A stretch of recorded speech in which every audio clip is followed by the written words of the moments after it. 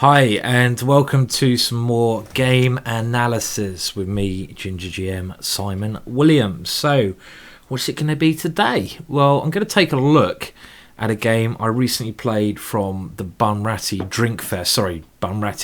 chess tournament, which took place a couple of weeks ago in Ireland. Now, you probably saw my video a couple of videos ago where I played Nigel Short and lost. And I thought I'd take a look at a win for a change, and this was probably my best game from Bunratty. It was played in round 4 against English Grandmaster Peter Wells. And I must say before this starts, this was the third round on the Saturday, and it had been a big day of chess. We'd already played 2 games, had a late Friday, late Thursday night, and I think me and Peter were both knackered. So that's me getting the excuses out of the way first of all. But it was, I think, a very interesting game. I'm going to go through my thought processes and explain to you what I was thinking.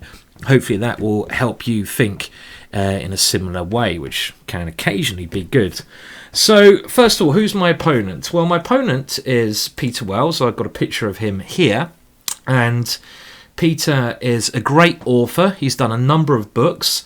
One of his most famous books is this one, The Complete Semi-Slav, which is a real Bible for anyone out there who wants to learn the Slav. I got this book. It's a brilliant book. He's a great author, and I recommend, if you want to learn an opening, check out the books that Peter Wells has done. You can't go far wrong. Peter's also one of the nicest guys in chess. He's a really warm-hearted, witty guy. I think he got PPE from Oxford or Cambridge, clearly very intelligent, and I have very fond memories of Peter from a long time ago. The first event I ever went to was in Hungary, Szombathely, and it was, I believe, the European under 12 or 13 championships. I went with my dad. Peter Wells was the coach there, and Peter was a real basic legend because, you know, he was there supporting me, but also my dad got quite ill, had to be taken to hospital in Hungary, and Peter was there just helping me along the whole way, really making things so comfortable, and he's been a good friend since then. But over the chessboard, it doesn't matter who your friends are, you still got to rip them apart. And that's what chess is all about. You put all your differences aside and you just enjoy the game of chess, and that's one of the beauties of the game. Now, I've got a couple of pictures of me before the game, or just about before playing the first move. I'm not sure if they're great advertisement for chess, but it is a Bunratty, and you're supposed to have a drink during the game. So, here I am, after my first move, d4, waiting for Peter to turn up, with a lovely bottle of Riesling German wine, and there we are again, enjoying the German wine, just waiting for Peter to come along. And I have to admit, the only reason I got this bottle of wine was because I was kind of so sleepy. I thought, I've had so many coffees, I need to dose myself up on some wine power. And I'll tell you what, I should blooming well have some more wine in future when I'm playing, because it certainly seemed to help my play a lot. On with the game. So I had the white pieces, and it started out as a Queen's Indian. This is with c4 here. And Nigel played bishop b4 check against me, as you probably saw in the video. And here Peter played b6. And this is the Queen's Indian defense proper. And what's Black's idea? Well, a lot of the time it's about this square here in this opening, controlling this square. Black wants to aim to control this square with his bishop and with his knight. And in an ideal world, I would love at some point to push forwards with the move e4 as well. Now, there are a number of ways to play against this. I recently filmed a DVD on this move, g3, which is the trendy, popular way to play now. And a bit of advice given by Giri, actually, which I read, which I thought was a great bit of advice, is that when you fianchetto like this, so I have a bishop on g2, my opponent has a bishop on the queen side, I always find the bishop that's protected, and my bishop on g2 will be protected when I castle, is the stronger piece. So it's just a small little bit of advice. Now, there's a number of moves here.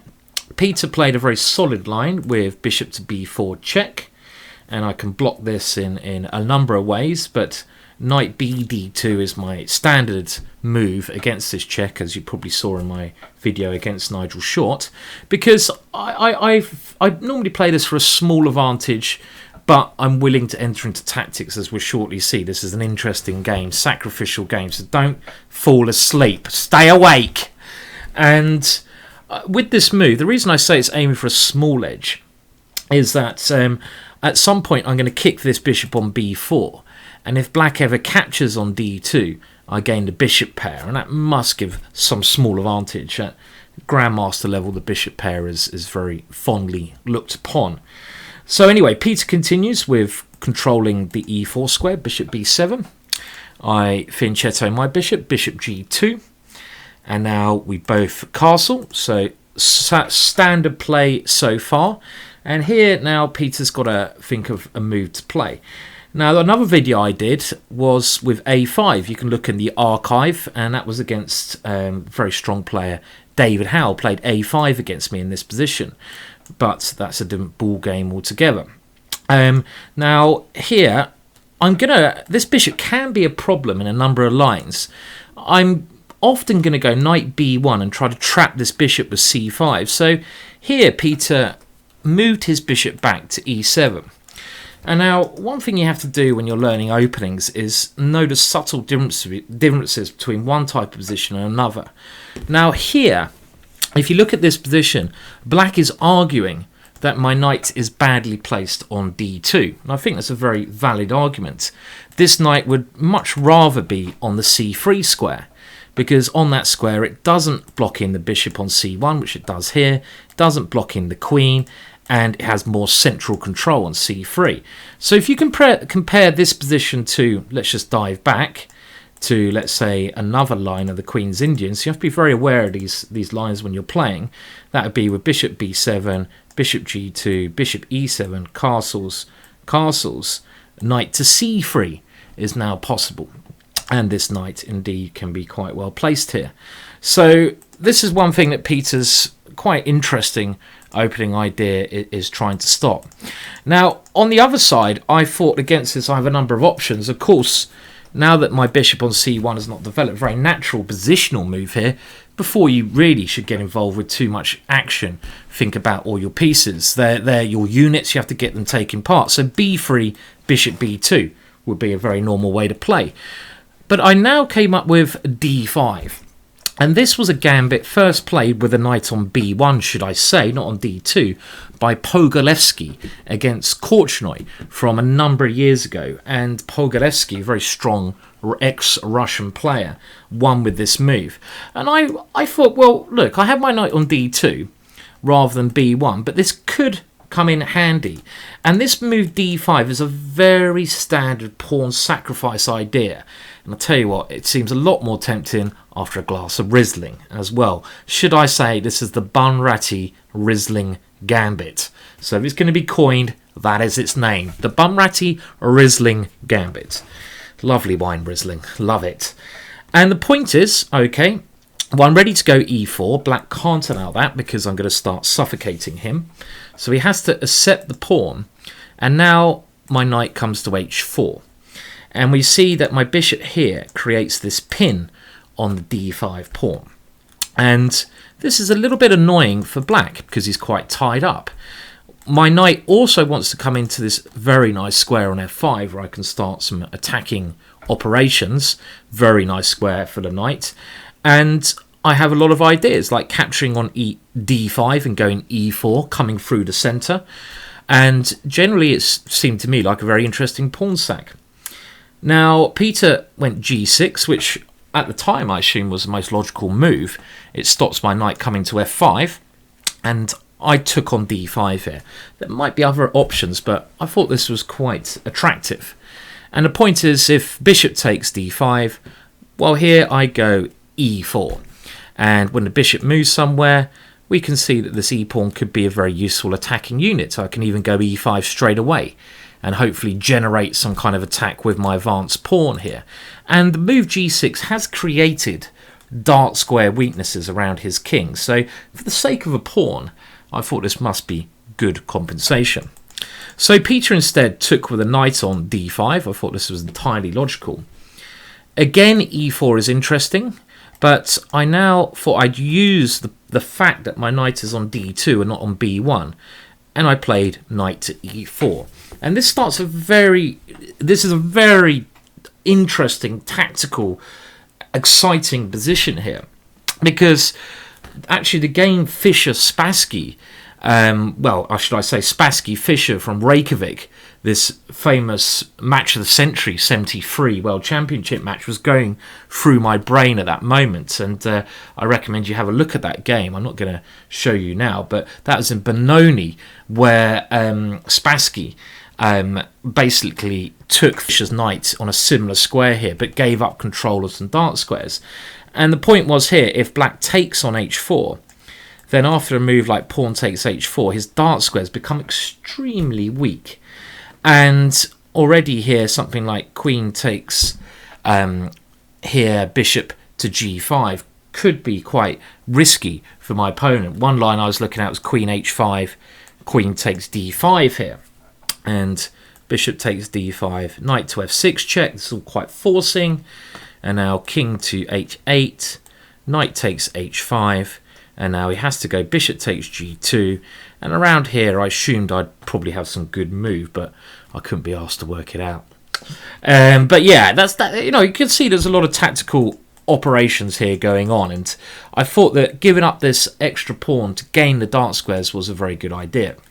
So Peter played a good move, rook e8. There's another idea I had was bishop h6, and the rook's better placed here. And now, what would you play here? So I've got the initiative, I sacked a pawn. I'm not sure if my next move is the correct move, but it looked entirely logical from a human point of view, because I'm thinking about my opponent's king side. He's weak on the dark squares. So I want to try and capitalise on that whilst bringing in my undeveloped pieces, and that mainly means my bishop on c1. What would you play? Well, I played Do You Think Like the GingerGM? I hope for your sake you do and you don't. I played b4, and this has the one intention of going bishop b2 and gaining this beautiful diagonal for my bishop. This wouldn't be as strong if my opponent's pawn was back on g7, but you've got to notice the weaknesses in your opponent's camp and try to capitalise on those weaknesses.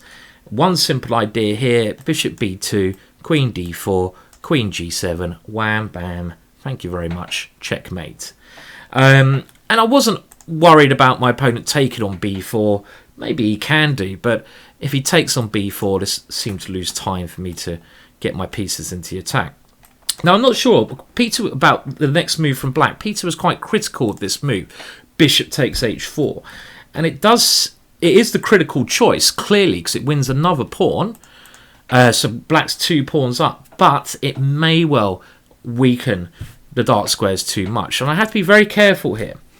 Again, when you're trying to generate your attacks, before you go into this, you should have a sip of Riesling first, and then make sure you get your calculations spot on. Because here, bishop g5 again looks extremely tempting, but I now notice that queen to g4 was my opponent's very crafty idea. And if I go queen takes d5, aiming to go knight to f6 check, my opponent has a very clever counter blow. Can you see it? Queen takes g2 check. Very clever idea. King takes g2, and now bishop takes d5. And I'm completely lost here, because this is going to go. My opponent has a number of pawns up. So I spotted this clever idea of my opponent's after queen takes h4, and I had to think of another idea. But it suddenly occurred to me that I have a very good move, a very good centralising move, again trying to capitalise on those dark squares. Queen to d4. And again, this goes with my simple plan of bishop b2, wham, bam, checkmate, happy days.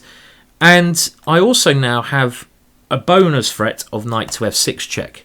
This is potentially quite a nasty threat in this position here, because it combines tactics with my bishop on g2 coming down to b7. So around here, I think actually it could be quite difficult for Peter already. Now, what can he play? That's the issue, because bishop b2 is probably my next move, but knight to f6 is another threat as well. So Peter got a little bit desperate here, and he went rook takes e4, giving up the exchange. But now, after I swap the queens, no reason not to swap the queens, I gain the exchange. Black has 2 pawns, so materialistically, it shouldn't be so bad. But at the time, I assumed I was doing very well here because of the combogulation, love that word, sounds so bloody good, of black's pieces on the queen side. How do you get these pieces out, especially the knight on b8? That knight is a sick old horse, that one. It's coming to the end of its life. I mean, it can't get into the game. It's never got out the starting block, that one. Can't come to c6. And if you can't come to c6, well, you have to go knight a6. And this is what my opponent played. Now, there may have been some tactical ideas here, but I thought I'd keep things very simple with a3. And now I'm just playing against this knight on a6. So I'm trying to stop this piece coming in the game where I will dominate things. So rook e8, good move. Bishop to f3, and now I think a bit of a mistake from Peter c6, but things were tricky. He was very tied up. I now gave up one of my bishops to double his pawns, and here I played a move, but I thought it was very clever at the time, but I'm not so convinced now. Again, I'm trying to play against this guy here, the knight on a6. So you've got to think in chess about your own ideas and cutting off your opponent's ideas, especially if you can stop your opponent coordinating his pieces.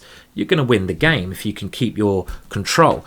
And here I saw that Peter's idea was clearly to bring this knight into a centralized square. E6, when I think if he gets that knight there, he's totally okay. So I went bishop to f4, thinking I'm being very clever here, stopping the rerouting of this knight. This might well be a good idea. But my opponent should now try rook takes e2. I assumed here that I can go rook e1. But after rook e6, things are not clear. I still think I have an advantage. Because again, how does that knight come in the game? And I can try and improve my position here by slowly getting my king to the centre. Maybe something like this. But it's a game. Game on, should I say.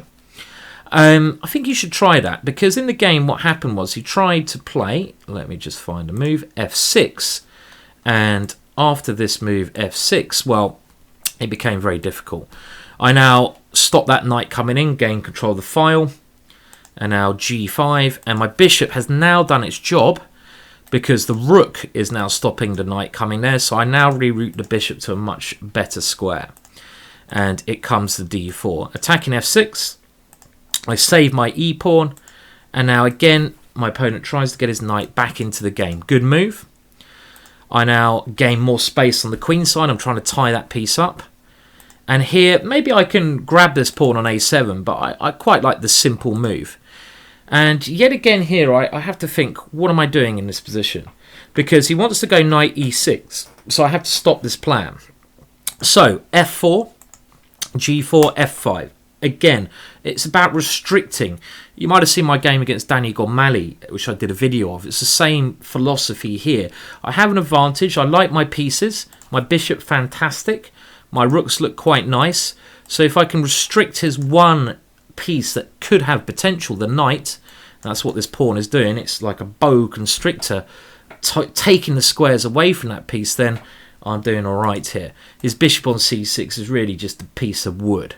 Not a very attractive sight, that one. Okay, so now rook e4 played, and now I saw that my opponent was going to try to get his knight in this way. But I came up with an interesting idea here. Rook f2. Peter, very short of time, played h5. How would you continue this position? I think after my next move, it's pretty easy sailing. But it's still very hard to break through this position. And there was an idea, of course, behind rook f2. I should say on the last move, I expect black should have gone knight e8, but too late now. Well, here, a standard way to win when you have the extra exchange. Give the exchange back, so sacrifice the material back to gain domination of the position. And after rook c2, and this is the key move, I hope you found this idea, I want to simply go rook takes c6, giving back the exchange when my opponent's position collapses. Collapses, collapses, collapses. Like a very drunk person in Bunratty at 1 AM. I won't name any names. And let's see, so knight e8, and now we break through. And even though it's equal material, look at this little guy here compared to my bishop. My bishop, fantastic. This knight on e8's awful. and most importantly, the queenside pawns are dropping. So all I had to do now was a mop-up job. Took on a6. The knight struggles to move because I take on f6 here with check. And now desperately trying to gain counterplay on the c file. And another thing you should always do, is I see so many people I used to teach, well not anymore, I don't do any teaching anymore, but they allow their opponent back in the game because they allow their opponent, when they have a good position, active play. Now again, this game has been about gaining the activity and snuffing out my opponent's activity. And here, how would you stop black from getting his rook in the game? Clearly you don't want to be penetrated. You know, we're not in a US prison here, are we? So we don't allow any penetration in the nether regions. Not nice. And how would you stop that rook coming in? Bishop c5. Of course, that does allow the knight to come out, but this knight, even when it gets to f5, has no good route there because my bishop will be dominating that piece, stopping it coming to any good squares. And in the meantime, Ari, the a pawn's going to be round up the board. So, knight g7, rook b6, getting ready for Ari, just going to take another pawn. And now, well, a pawn comes first, and now black desperately tries to get his knight back around to help, but I simply take another pawn, and it's really game over here. Knight c6. Now simply rook b6, getting ready to go b5. Two connected passed pawns, too many. King e8. There comes Barry. Hello, Barry. Hello, mate. And now knight e5, and there's a little tactical little trick here. And after the next move, well, this is the key move really. What would you play here? White to play, and after my next move, well, basically Peter resigned. a7, and again you have to try to look out for these tactics. That pawn is going to queen. Rook b8 is my next move, whatever. And he resigned because rook a7 is met by rook b8 check, and I pick up the rook for free. So I think that was quite a interesting game, and I think, to be honest, probably my best played game, and that was obviously due to this stuff here. You can see I already look a little bit happy there, don't I? The Riesling, the Bunratty with Riesling Gambit. And I think some of the key points here were, I mean, I know this opening quite well. That helps me out to know the ideas. And one of the main ideas is d5. In many positions, you sacrifice the pawn like this, combined with this knight idea and a bishop pin. And after here, well, I think knight to e4 is actually quite an interesting idea here. It's not commonly seen in these types of positions. Aiming to sack another pawn, and combined with b4. Whether I played this move, I hadn't had a bit of wine, I don't know. So obviously, I don't think you're allowed to drink wine in FIDE events because it's probably illegal. But in Bunratty, you're actually encouraged to drink anything. This is why, and it's not FIDE, right? It's a fun tournament, but obviously everyone's still taking the chess seriously as well. So these were the key things, and later on when I got this exchange around here, it's about restriction. So one way to win chess games is not by doing anything particularly special, it's by stopping your opponent doing what he wants to do. And here, restriction 1, stopping that knight coming in, and then later on it was, as we saw, doing the breakthrough and just restricting his pieces, and this is what helped me win this game. There you go then. So I'll try to show you some more of my interesting games with the analysis. I know it seems like my Blitz games are more popular, but it's nice to talk through some of these games, and I think this is more of a lesson than the crazy Blitz randomness that I have on other occasions. It's good to chat through things, and hopefully I've showed you there what I was thinking. You know, I am a Grandmaster, my opponent was a Grandmaster, so it might be useful to know what was going through my brain and how I'm visualizing the moves when I'm playing this, and this is basically hopefully going to rub off on you and help you improve as a player as well. Well, thank you very much for watching. If you enjoyed the video, please like it, please subscribe to the channel, tell all your friends about it, tell your family, tell the people down the kebab shop, and even just tell everyone, tell them all. So thanks for tuning into that, and I'll be back with some more Blitz videos probably next. A bit more chaos, eh? We all like a bit of chaos, don't we, eh? Hey. Cheers for viewing, and please like, subscribe, check out GingerGM bloody.com. That's not actually the website, but I'm sure you can find it.